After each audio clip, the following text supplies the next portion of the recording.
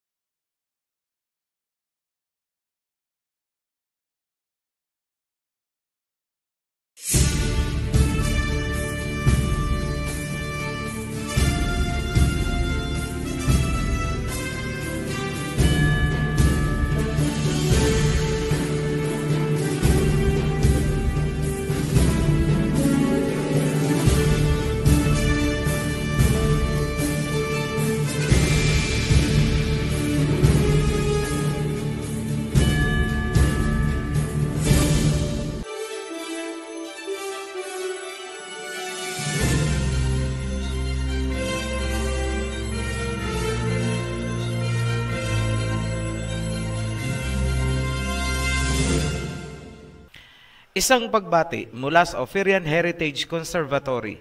Sa pamamagitan ng videong ito, hangad kong linawin para sa lahat ang mga nangyayaring kaguluhan sa Israel na nagsimula nitong May 2021. Madali niyong mauunawaan ang mga nangyayari kung napanood nyo ang mga sumusunod na series. Number 1, World Territory Series.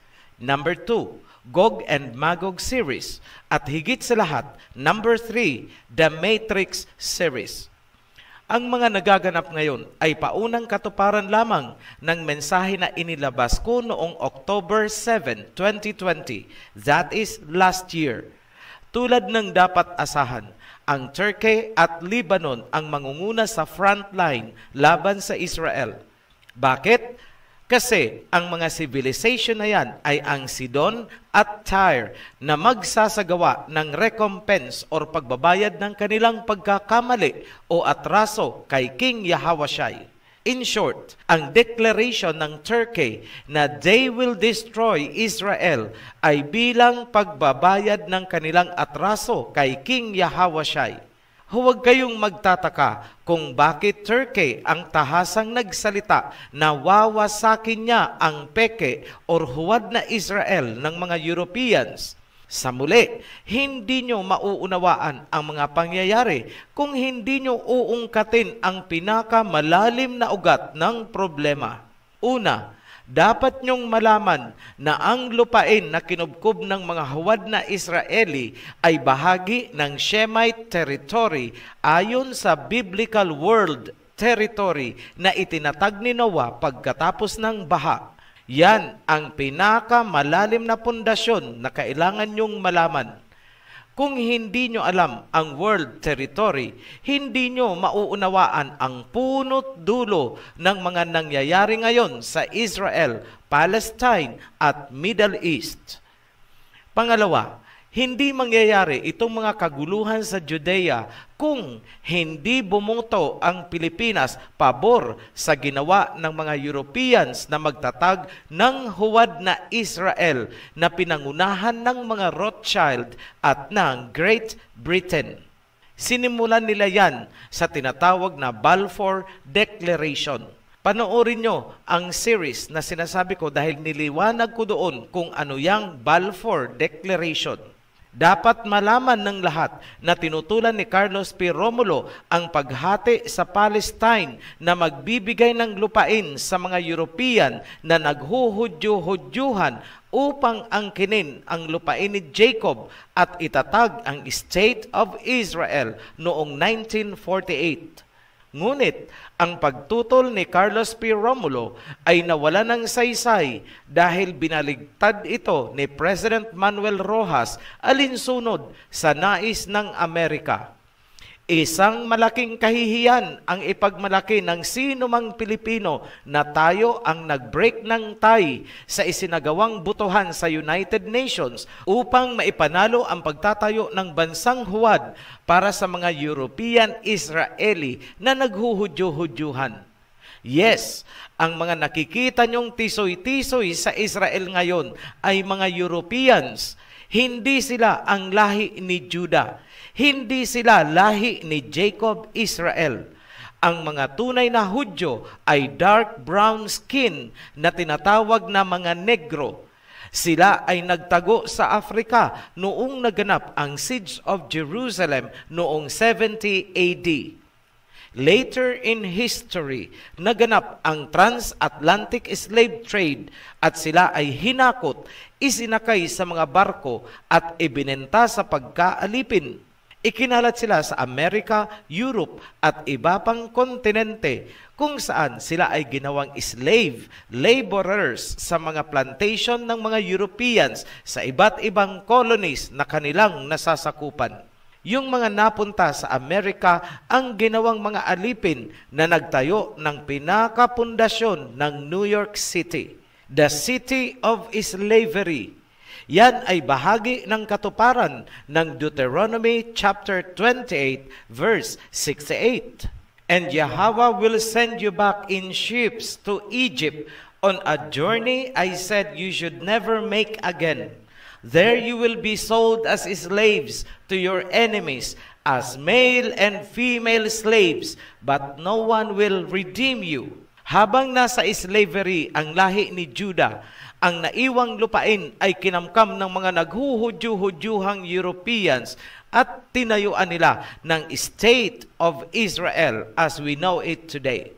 Naipanalo nila sa United Nations ang pagkamkam dahil sa isang boto, ang boto ng Pilipinas. In short, malaki ang kasalanan ng ating bansa sapagkat tayo ang dahilan kung kaya tuluyang naagaw ng mga Europeans ang lupain ni Jacob.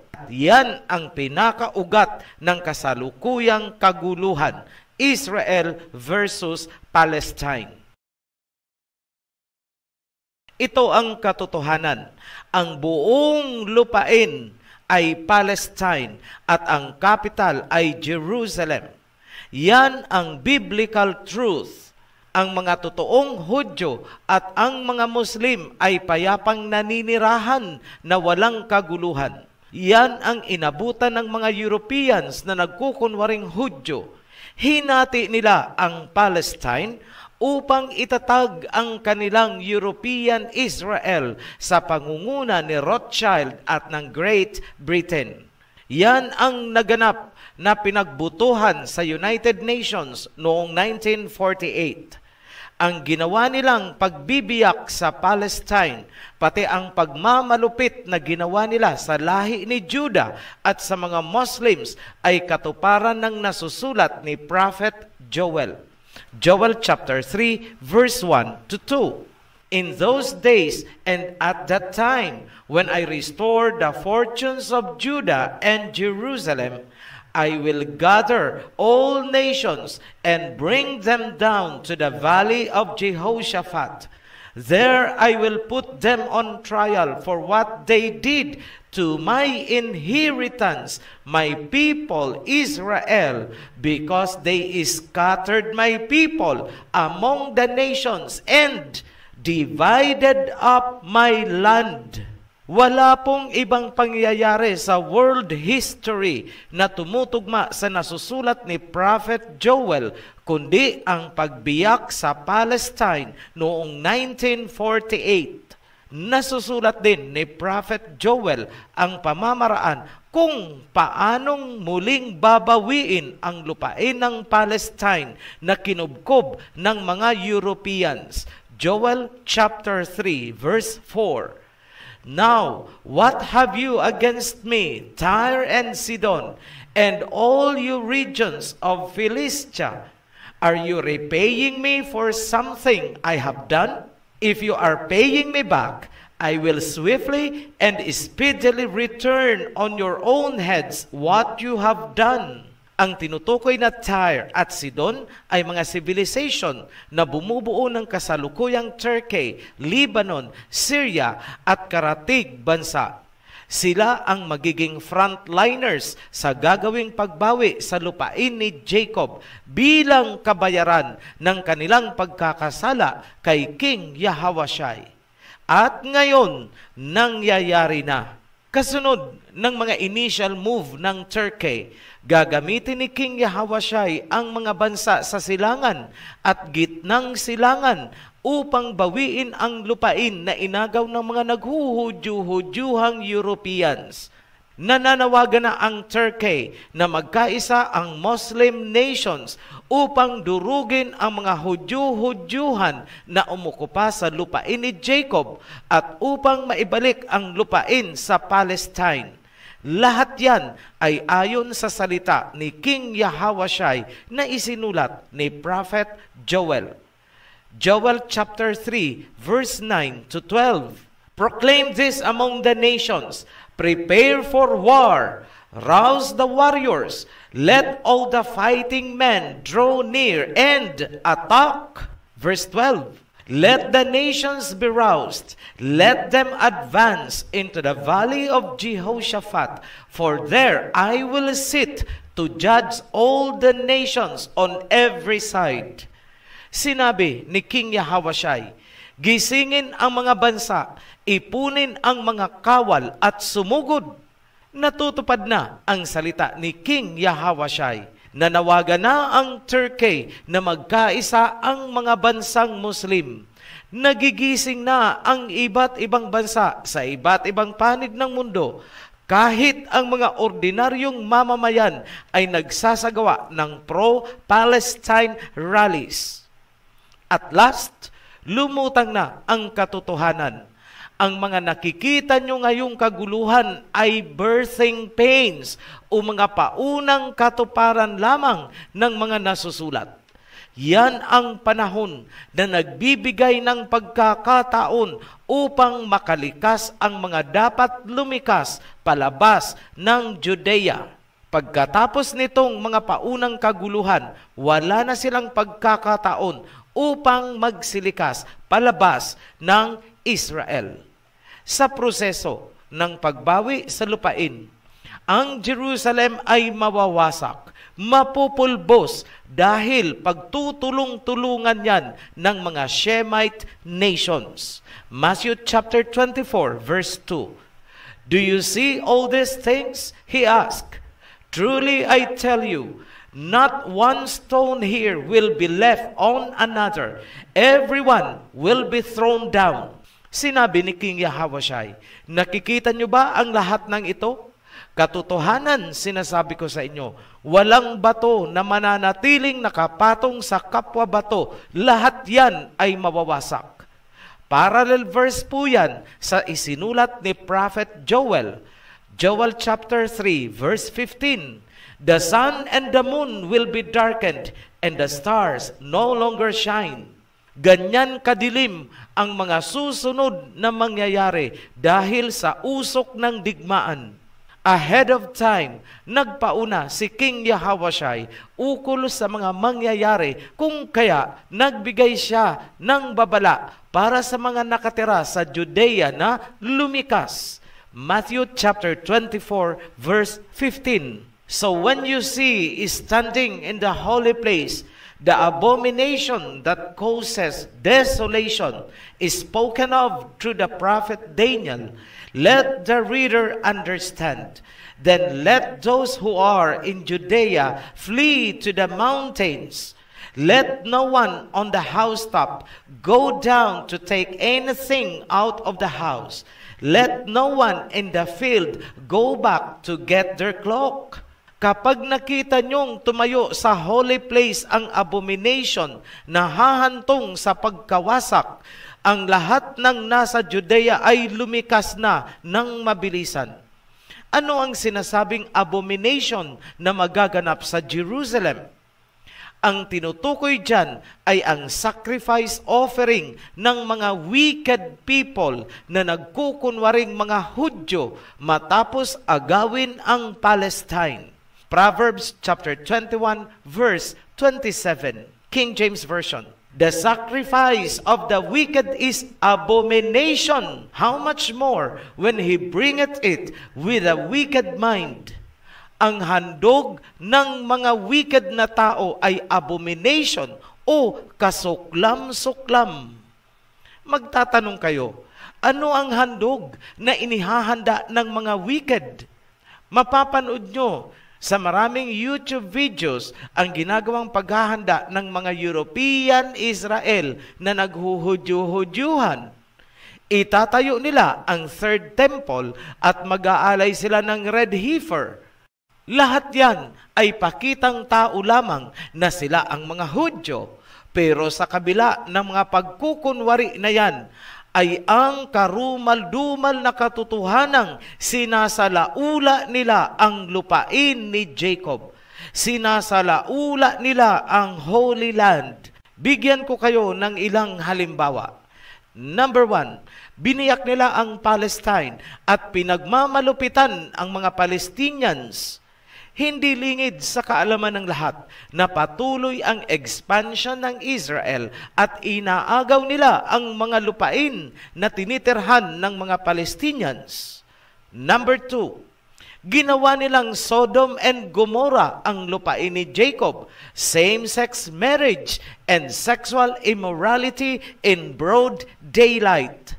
Number 3, inaagaw nila ngayon ang Jerusalem sa tulong ng Amerika. At ngayon, this is number 4. Hindi nila iginalang ang banal na pagtitipon ng kapatiran nating mga Muslim sa Al-Aqsa Mosque sa pagtatapos ng Ramadan. Binulabog ng mga European Israeli ang pagsamba ng ating mga kapatirang Muslim. Nagkaroon ng mga raids at bayolenteng pag-aaresto. Yan ang totoong nag-ignite nitong kasalukuyang kaguluhan. Nagbanggit lamang ako ng ilang halimbawa ng wickedness na ginagawa nitong mga naghuhudyo-hudyuhang European habang sila ay naghahanda sa gagawin nilang paghahandog ng kanilang sacrifice na red heifer sa kanilang templo. Ang lahat ay pakitang tao lamang, hypocrisy. Yan ang abomination na sinasabi ni King Yahawashai sa Matthew chapter 24 verse 15. Saan hahantong ang ginawang paglapastangan sa ginagawang pagsamba ng mga Muslim nitong mga huwad na hudyo-hudyuhan? Simple, gaganti ang mga Muslim. At gagawin din nila yun sa inauguration ng third temple. Yan ang sinasabi ni King Yahawashai na abomination that leads to desolation.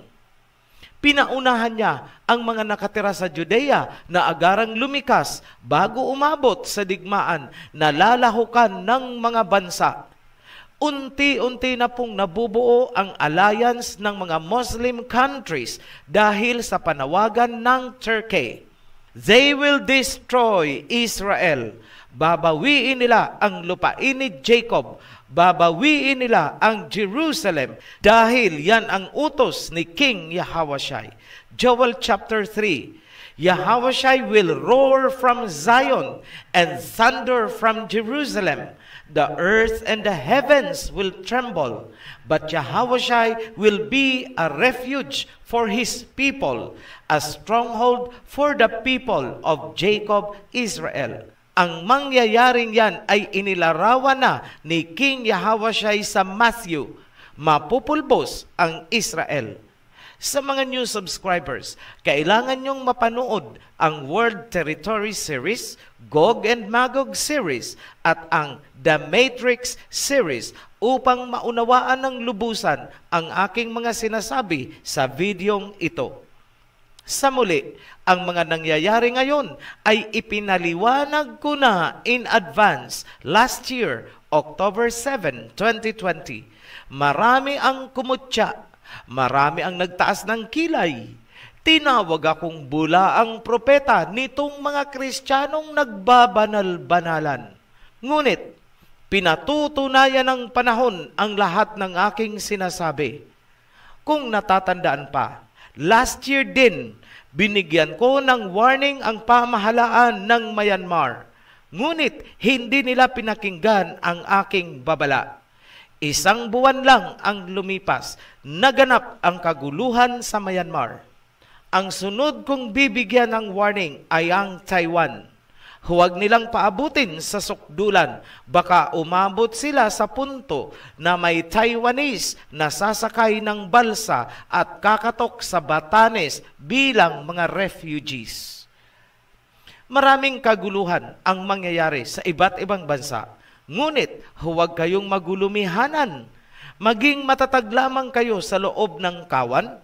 Hold on to the covenant. At higit sa lahat, manalangin ng lubusan tulad sa panahon ni Queen Esther. Ang buong kawan ay nagsagawa ng sama-samang pananalangin at pag-aayuno. Ako ay nananawagan sa mga tapat na members ng kawan, sa mga members na may mabubuting kalooban at malinis na hangarin. Makibahagi kayo sa prayer group na itinatag ng ating priest. Kailangang magkaisa at maging matatag.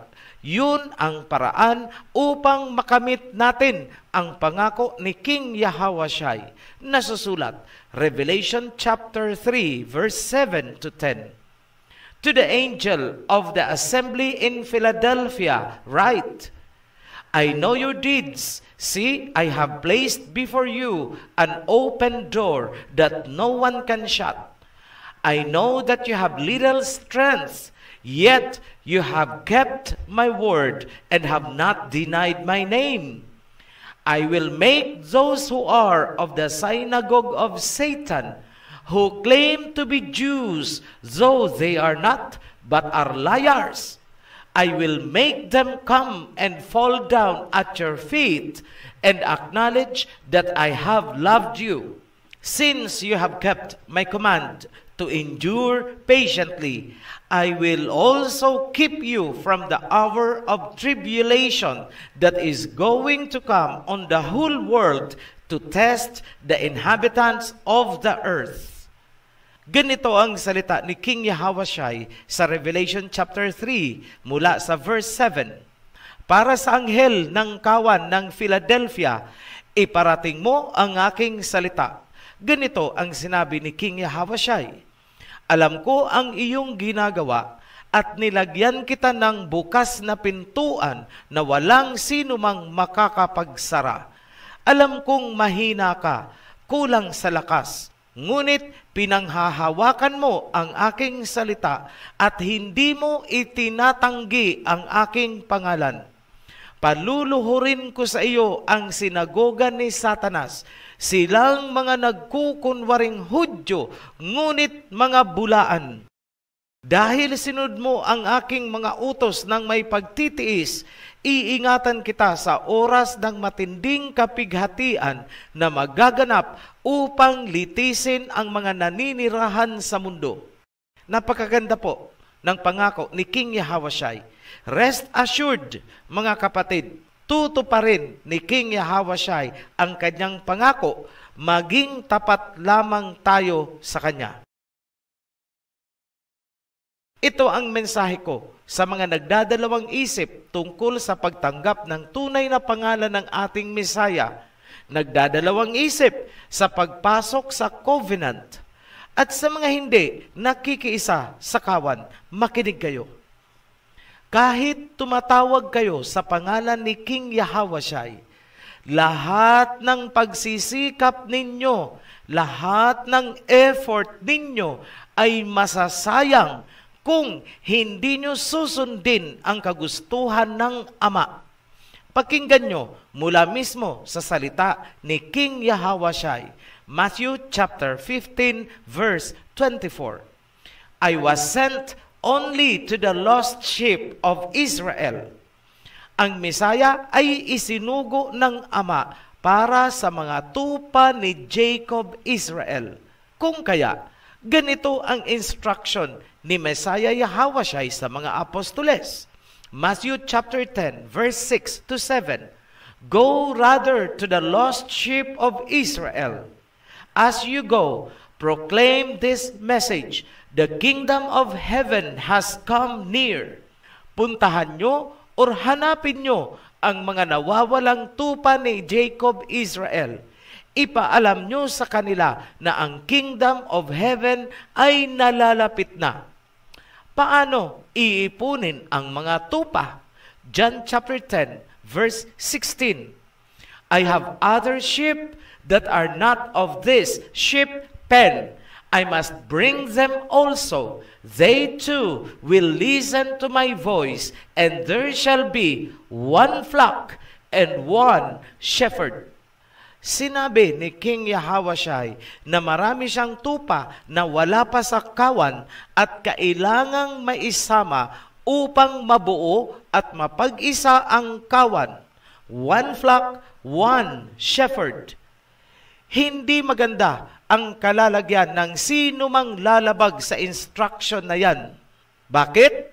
Sapagkat yan ang kalooban ng Aba Yahweh, kung kaya isinugo si Messiah Yahawashai. Nasusulat, Matthew chapter 7, verse 21 to 23. Not everyone who calls to me, Messiah Yahawashai, will enter the kingdom of heaven, but only the ones who do the will of my Father who is in heaven. Hindi lahat ng tumatawag sa akin ng Yahawashai ay makakapasok sa kaharian, kundi yun lamang na mga sumusunod sa kagustuhan ng aking Ama na nasa langit. Ituloy natin sa verse 22. Many will say to me on that day, Yahawashai, Yahawashai, did we not prophesy in your name, and in your name drive out demons, and in your name perform many miracles? Then I will tell them plainly, I never knew you. Away from me, you evil doers.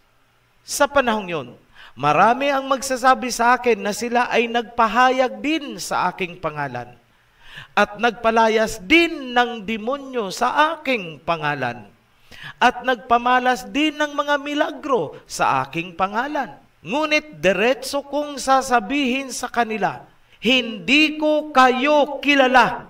Lumayo kayo sa akin. Maliwanag ang salita ni King Yahawashai, hindi lahat ng tumatawag sa kanya ay makakapasok sa kaharian, kundi ang mga sumusunod lamang sa kagustuhan o instruction ni Aba Yahweh. Ulitin ko, ano ang kagustuhan ng Ama? Ipunin ang kawan, one flock, one shepherd. Kayong mga suwail na nagkukora, asahan nyo ang isasagot sa inyo ni King Yahawashai. Go away, I never knew you. Magsilayo kayo, hindi ko kayo kilala. Kahit ano ang gawin ninyo ngayong pagbabanal-banalan, hindi nyo maitatanggi. Nilabag nyo ang instruction na one flock, one shepherd. Hindi mananaig ang inyong mga pagmamalaki laban sa OHC, sapagkat ang katotohanan ay katotohanan. Simpleng tanong ko nga sa inyo, sa mga kumo-question sa aking spiritual authority, nasaan kayo noong wala pa ang OHC? At saan kayo patutungo kung hindi maglalabas ng mensaheng patnubay ang OHC? Bakit hanggang ngayon, nakaasa pa rin kayo sa mga ilalabas kong video sapagkat wala kayong alam. Sa kabila ng kawalan ninyo ng kaalaman, nagmamayabang kayo at kinakalaban ang OHC. Anong tawag sa inyo? Evildoers. Ulitin ko sa inyo ang sinabi ni King Yahawashi, one flock, one shepherd. Para sa mga matitigas ang ulo, asahan nyo ang isasagot ni King Yahawashi. Magsilayo kayo sa akin, hindi ko kayo kilala. Kahit ano pang intriga ang gawin nyo, hindi nyo mapapasubalian ang aking mga sinasabi sapagkat yan ang nasusulat. Paalala sa kawan, huwag kayong magpapa-impluwensya sa mga tinagpas naming priest dahil sa kanilang pagkakasala. Ang priesthood ay holy unto Yahweh. Tatagpasin ko ang sinumang priest na magpapasilaw sa material na bagay o kinang ng salapi. Para sa mga priest na sumuway sa mga alituntunin at kumakalaban sa OHC kapalit ng pangakong kotse, ipinagpalit nyo ang kabanalan ng priesthood sa makamundong bagay. Yan ang dahilan ng inyong pagkakatagpas. Sa mga nais sumama sa kawan na binuo ng OHC ayon sa instruction ni King Yahawashi, makipag-ugnayan kayo sa Joshua Group upang mabautismuhan bilang pagpasok sa covenant. Inilagay ko ang Smart and Globe hotline sa description na nasa ibaba lamang nitong video. Pwede rin kayong direkta pumasok sa Facebook group ng Joshua Screening Committee. Paalala lang, sakaling nagdesisyon kayo na sumama sa kawan, ngunit kulang pa ang kaalaman sa Torah, tatanggapin namin kayo. Ngunit siguruhin nyo lang na kayo ay nagpapakumbaba at magsusumikap na sundin ang aming mga alituntunin na hango sa banal na Torah. Dapat nyong malaman ngayon pa lang na itinatakwil namin at idinedeklarang persona non grata ang sino mang kakalaban sa instruction na hinango namin sa Torah. Linawin ko din na hindi namin inaasahan na magiging perfect ang inyong mga pagsunod sapagkat wala naman talagang makakagawa ng perfect performance. Ang mahalaga, hindi nyo kinakalaban ang mga kautusan, mga alituntunin, at kayo ay nagsusumikap na sundin sa abot ng inyong makakaya. Kung wala sa puso nyo ang pagpapakumbaba at pagpapasakop, huwag na kayong mag-atubili na pumasok sa kawan dahil iluluwa din lang kayo ng sistema. Muli kaming nagpapasalamat sa mga patuloy na sumusuporta sa ating kawan. Sa mga bagong baptized, welcome to the covenant. Sa mga new subscribers, welcome to Ophirian Heritage Conservatory Channel. At para sa lahat, be blessed. Shalom. At kung kayo po ay nasiyahan at nasagot ang inyong mga katanungan sa inyong panonood, ay pakishare lang po at follow the link lang po nasa baba po. Maraming salamat po. Be blessed.